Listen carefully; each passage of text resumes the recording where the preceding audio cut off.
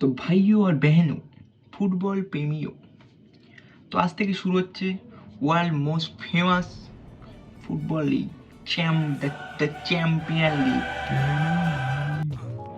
তো আজ থেকে 24-25 মরশুমের আজকে চ্যাম্পিয়ন লিগের শুরুয়াত যেটাকে বলে। আবার ফুটবল ফ্যানদের মধ্যে সেই রাত জাগার শুরু, মানে নিদ্রা হারাম করা, এটাই ফুটবলের মজা, এটাই ফুটবলের প্রতি প্রেম। তো চ্যাম্পিয়ন লিগের এবার নিয়মকানুন তো প্রচুর অদ্ভুত, কারণ প্রচুর টিম আছে, আমরা সবাই কম বেশি জেনে গিয়েছি কেমনভাবে কী হবে। প্লটে ভাগ করা হয়েছে, তার মধ্যে পয়েন্ট হিসেবে সব। আজকে অনেকগুলোই ম্যাচ আছে।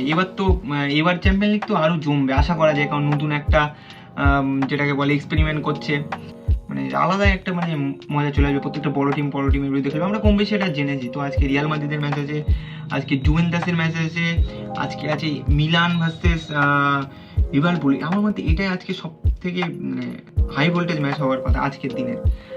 বায়ার্ন মিউনিখের ম্যাচ আছে আজকে।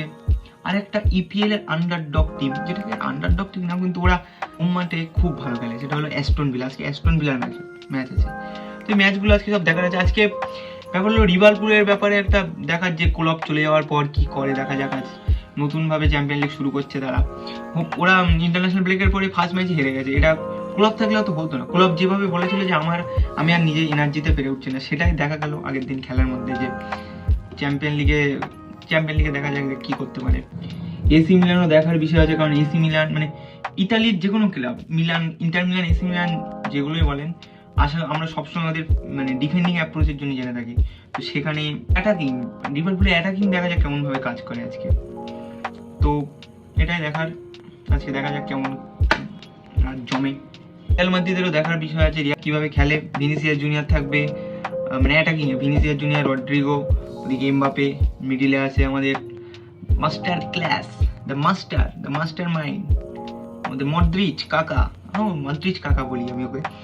আর আছে ওদিকে জুইড বেলিংহাম। ঠিক है, तो जुड़े रहिए।